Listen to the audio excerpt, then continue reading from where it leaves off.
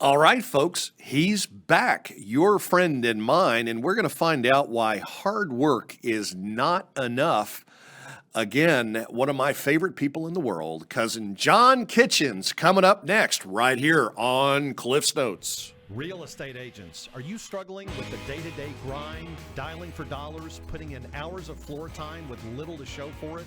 Are you looking for tips, tricks, and tactics to accelerate your career as an agent that will have you closing more homes, working with more clients, and earning more money than ever before? Hi, my name's Cliff Freeman, and I've spent the past 2 decades of my real estate career running one of the top brokerages in DFW and personally coaching over 1,000 high-performing real estate professionals across North America.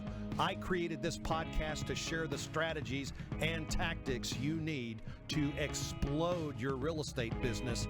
I guarantee it. All right, not only do we have a Hall of Fame coach going to be on the show today, but he's a pretty good stick, too. Yeah, heck of a golfer. Yeah. I mean, he used to be a golf pro. Did you know that? Yeah, back in his day. Yes. Yeah. I mean, that's a little known thing about this guy. Now he's doing crazy stuff like running 100-mile marathons and that kind of stuff. Can you believe that? I don't know how he does it. I mean, that's the same guy we used to drink Coors Light with at the bar, and now he's like, I don't know what he drinks, that green stuff?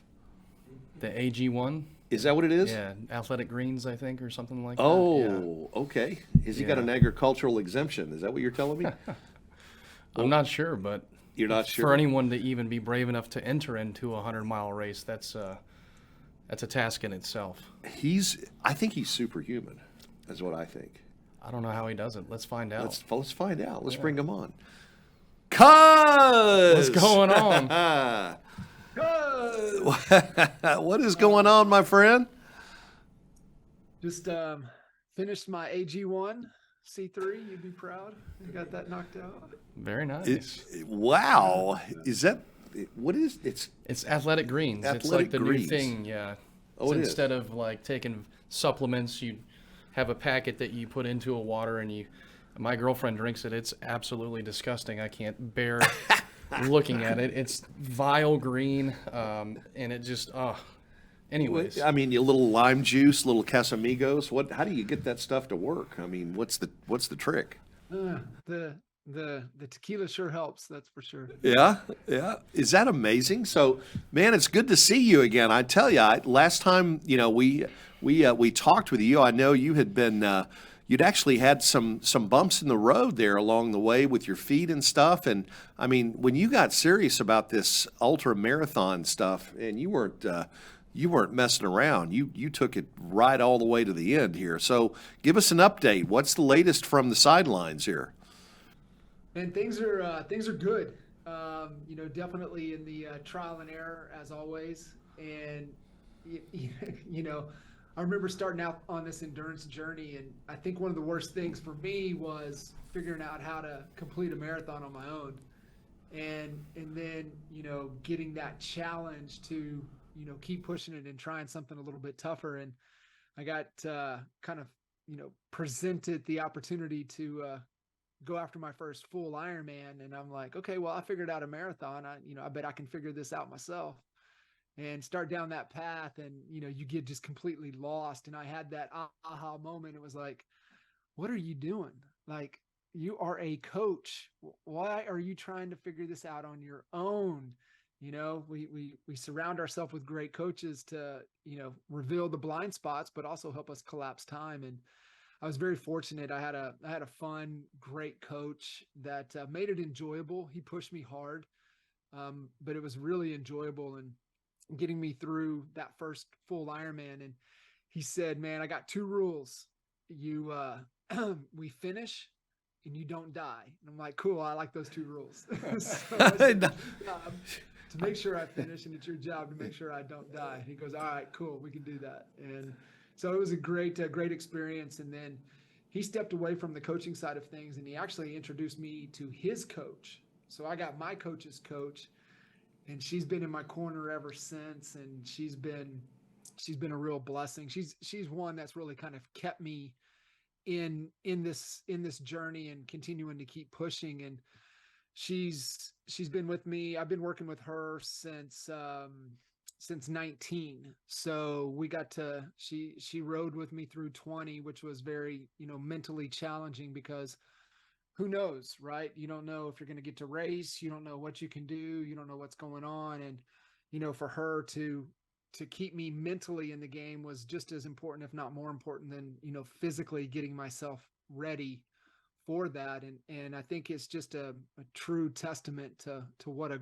great mentor, a great coach can do for you, no matter what you're trying to accomplish, either build your business or, run 100 miles.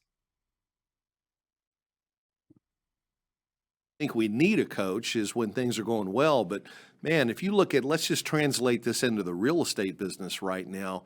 I mean, there is no better time than now to have a coach to help navigate through what's going on here. I mean, we've often talked, John, about how in the last few years, real estate agents almost became order takers. With low rates and with things just continuing to plow forward. What's it like now? You're coaching, I know you're actively coaching a number of some of the top agents across the country. What are you really focusing on now with your top players? It's interesting. I think it's making sure that they haven't lost sight of the goal. And like you said, with real estate agents over the last few years, they have become, a lot of them were forced into that order taker role, which made them very reactive and formed some bad habits. And they got a little sloppy. They maybe got away from paying attention to the details. They've got away from, setting the budget, reviewing the financials, being disciplined to, the business fundamentals, the 101. And, a lot of, especially a lot of real estate agents, because this, seen it over and over again, is such a low barrier of entry to get in. They get in and a lot of them don't have any business sense or any business 101. And so being, especially if an agent that you got in over the last few years, yeah, you were an order taker and you were cashing checks. Whereas now you've got to move away from that. You've got to, break away from those bad habits. And what do you have to do to be proactive within your control on a daily basis? But I think the big thing is creating visibility into their business and understanding, the whole process of, how many deals do you want to close, because that will equal the amount of money you're wanting to make. How much money do you have going out? And then there is this thing called profit that we want to establish and have a profit number. And it was really eye-opening, I think, for a lot of people, especially earlier in this year, that were struggling, that were trying to navigate, make some changes, trying to figure things out. And the biggest thing was, okay, where are your numbers? Let's get back. Show me the P&L. Show me the KPIs. Show me really what we need to be paying attention to.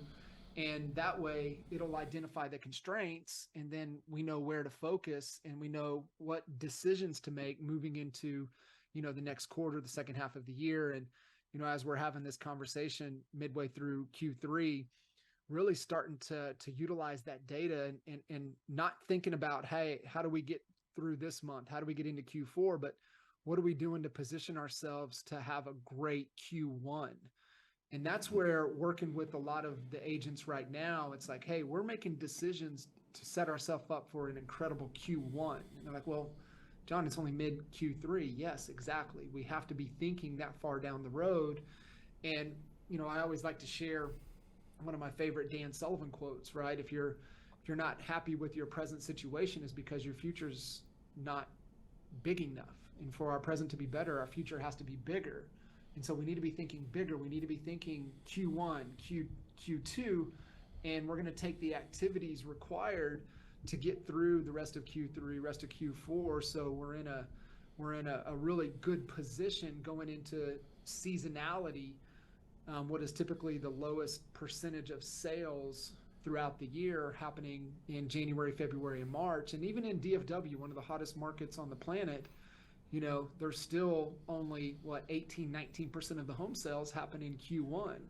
And so what are you doing to position yourself now to where you get your percentage of that 18 or 19% in the first quarter? Yeah, yeah. So tactically, what are you guys thinking about? Are you looking more toward, do you have a fair idea of where you want your clients to be focused in the spring and then Q1? Is it listings? You think buyers are going to be the place to be? What is your crystal ball telling you? I mean, it's always listings. So it's any and all activities revolving around and thinking listing first. And if they're in a larger organization or if they have a team, it's leadership then listings. Really those two things, and always having their marketing hat on. And those that have really embraced the, hey, we have to become a marketing agency that just happens to sell real estate. We're a marketing agency that just happens to work with XYZ type of sellers. Hey, we're just a marketing agency that helps to help XY type of buyers. Hey, we're a marketing agency that just happens to help real estate agents get into the business and not just survive, but thrive. And if you can lead with that first, I think those that have made that shift, they're thriving and they're growing. And it's just the direction, and you and I've talked about this, the big are just going to get bigger. And it's really, if you're trying to do this alone, you're putting yourself at a disadvantage. And, the name of the game is to stack the odds into your favor, right? How are we creating the conditions to where we're building a system to win? And I heard a great comparison, and it made me kind of think back to the great enduring organizations, and especially from a sports team, and you look at who's really dominated over the last couple of decades. A lot of the will pop off here and there and have the one big win or whatever, they're way up or way down, and they've done a great job to build a process or a system to accomplish a goal. But where I like to pay attention to is where is the sustainable, the consistency, the success. And so you look at the Chiefs, no matter what, if you like them, love them, hate them, or whatever, they've built a process, they've built a system for winning, right? You look at the Patriots, they've built a system for winning. And yeah, they've had great, Hall of Fame, once in a generation, talent come through there, but the system is there, the system for winning. And I think it takes thinking like in the real estate space, thinking like a marketer. What am I doing to build consistency? And then what am I focusing on daily within my control, and only paying attention to, your line, really paying attention to the headlines that we're writing. We're not listening to the outside noise. We're focused on what our intent is, our mission, and we're really going that way. So tactically, mentally getting that down and into that belief system. But then it's like, okay, we know where we're going. How do we get there? And then it's what are the strategies to get there? What are the strategies to get listings? What are the strategies to attract buyers to want to come work with us? What are the strategies for agents want to come align and work with us? And you look at, okay, well, what are some things that have to happen, right? So you look at, and I like to share how we built kind of our foundation, which was we built our foundation off the guaranteed sell, right? We were guaranteed sell. You look at some of the top, teams, organizations across the country, they're running some type of guaranteed offer, guaranteed sell. You look at the Spains, the Sloans, the Beers, right? You look at the big, that kind of, throwing it out there. And what it does is it has a message to the motivated. And that's who we want to work with, right? We want to work with the have-tos, not the and be nice tos. And so if we're going all in on listings, we're looking for the have-to listings. So what are all the strategies around there? And then you have to have some type of, and this is your wheelhouse, you've got to have some type of predictable lead gen strategy. Like if I spend X number of dollars, I know it's going to result in X number of transactions. You have to have that. That's got to be, you have to have a predictable selling system. And then I think the other foundation, and it was for us, which was the Raving Fan Program. And it was, focused on lifetime value. And our one of my favorite programs, we ran the Raving Fan, which was, being the go-to resource for anything you need around your house or the connections to the real estate industry. I've seen a few other folks do some fun stuff. And, the Godfather, Andrew Gaydosh, he had the cooler system. But, what our friend Kyle Davis did in Norman, Oklahoma, he really took that and he's amplified it, right? So he has Fred, the red cooler, and they run all kinds of stuff, and they're giving away these amazing coolers, and it's just tagging. So it's really driving social at a high level, and it's staying top of mind with all the people that know them, like them, love them, trust them. So you've got those three foundational pillars. The other, as we know, everything has to be around video. So if you have a video strategy to create a long form, even like what we're doing in this conversation, right? Creating a great long form conversation piece of content that there'll be little sound bites and nuggets to be able to pull from. But I think that's where, your YouTube channel is really powerful. So what I'm looking for a really strong foundational business that will thrive through any market conditions, that can continue to grow, reach scale, maintain profitability, is what is that thing that we can get that call to action out there for people that are motivated to sell. What is that, your wheelhouse, the predictable lead gen system? What are we doing to create lifetime value to where we stay top of mind awareness with people, and then creating the video content with the YouTube channel that, allows people to, come and find us, and with a good, strong call to action to reach out to us. And, cause if it takes time to build to there, but once you get to that point, then it's game on. And that's why those that have embraced that solid foundation, it's just like I said, the bigger just going to get, are bigger, and they're going to continue to grow. And that's what we're starting to see. The trend is these massive mega teams where you're talking 50, 60, 70, 80, 90, 100 plus, agents within this organization that have an opportunity to thrive and grow. And I think too, that it's because of the platform we're plugged into, but being able to have that type of platform that you can build on is really critical. It ain't about surviving. If you're thinking of survival in this industry, you're out. You got to think, how can I thrive? And for most, it's aligning with a great organization that you share in the beliefs, and they can provide the value to help you achieve what you want to. And that's just the direction, I believe. We're seeing it. You're an example. Well, those of you out there who are playing not to lose, I got news for you. You need to start playing to win, right? And that's exactly what you were alluding to, John. How does culture play a role in this? What do you guys do? Do you have anything specific that your clients are doing from a cultural standpoint to help reinforce all this? Yeah, I think, you get to that point, especially the size that these organizations that are getting to. Even, you're getting 20, 25 plus in headcount. You've got to be really mindful of what that is. And, culture, just a reminder, culture is just a collection of your people. So it's always like, what do we have to do a better job on the front end to make sure that we're attracting the people that believe what we believe and behave and share the similar values. And I think that's where you've got to lean all in first. And really, what is that you're wanting to, what type of culture are you wanting to create? Do you want, a culture, obviously we're looking for a culture of accountability. We're looking for a culture that accomplishes the standard. Now, what is standard to you? That's for you to determine and figure out. And, I've always been too that, well, you got to do minimum number of deals to be a part of this. I've kind of moved away from that. It's more so, are you adding to the organization more than you're subtracting?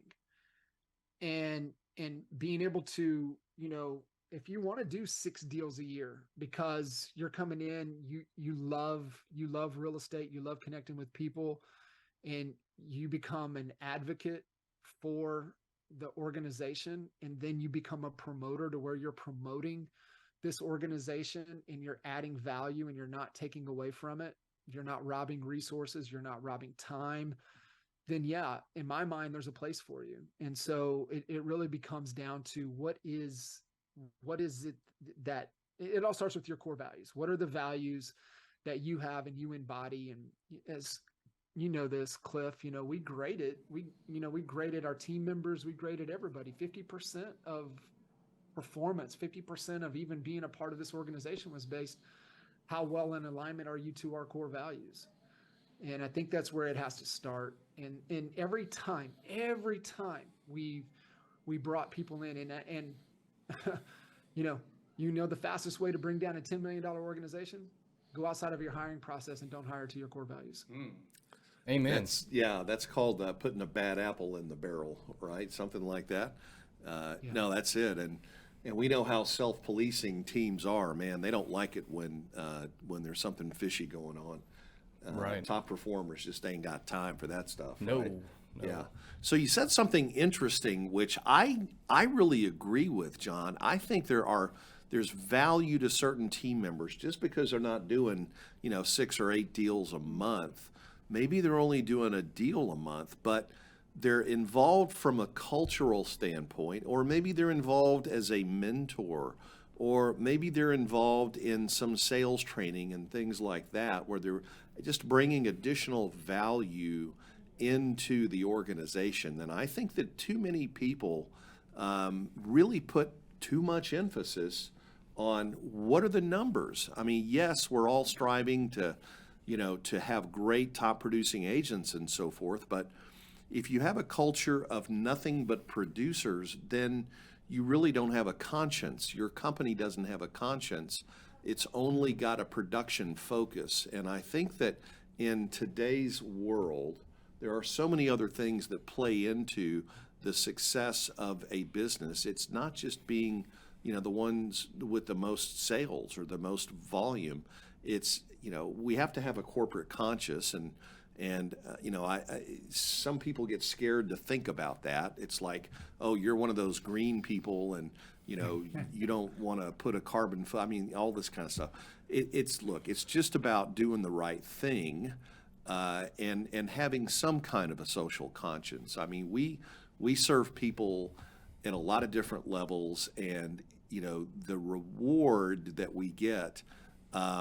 We have to pay it back in other ways, not just doing a great job, but I mean, we're involved in supporting schools, we're supporting families, people, nonprofits, and it's sort of a corporate conscious. The profit motive is important here. Yeah.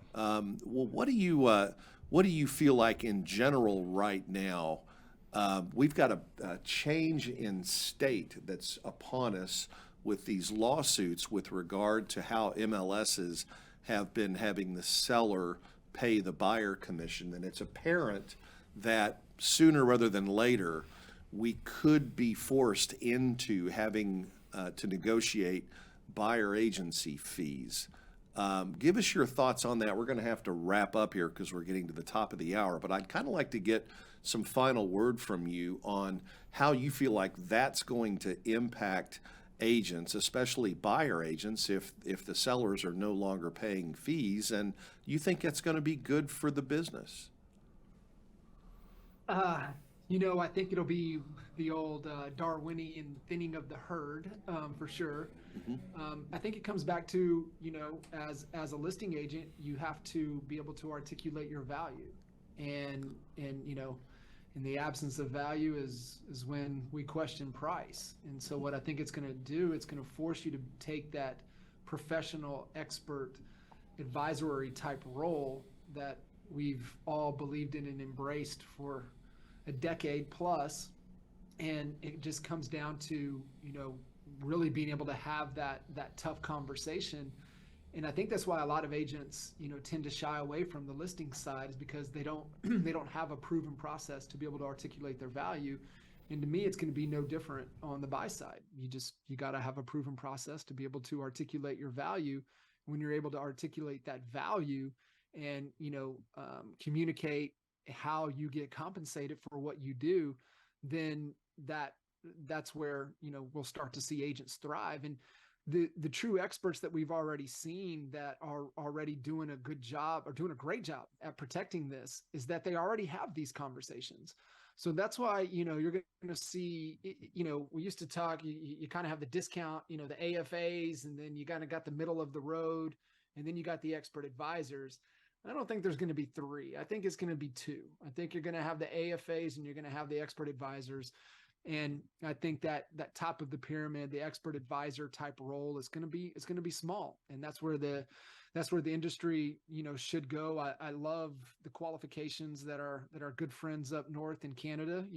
They just don't hand out, can't go buy a Cracker Jack box and get a real estate license like you can in the US. And I think it's going to separate where the profession should go. And so if you ask me, yeah, I think it's absolutely, I think it absolutely is going to be for the best for the true professionals, and obviously, best for the client, the clients, the homeowners out there. Well, I mean, you look at any other professional services like attorneys and stuff, the other attorney doesn't set the fee for the opposing attorney. I mean, what in the world? I don't know how we came up with this to begin with. Right. Where, you don't negotiate your value with your client and then go to work for them, but rather you go to work for them and you just pretty much take whatever the listing agent is offering. Right. I mean, how many lawyers do you know that all make the same amount of money? I mean, per deal. That never would happen, right? So I think there's a lot to be said for this. It's just going to be coming down to whether or not you have the training and the expertise, which we go back to why it's important. Hard work is not enough, as it says behind you there, John.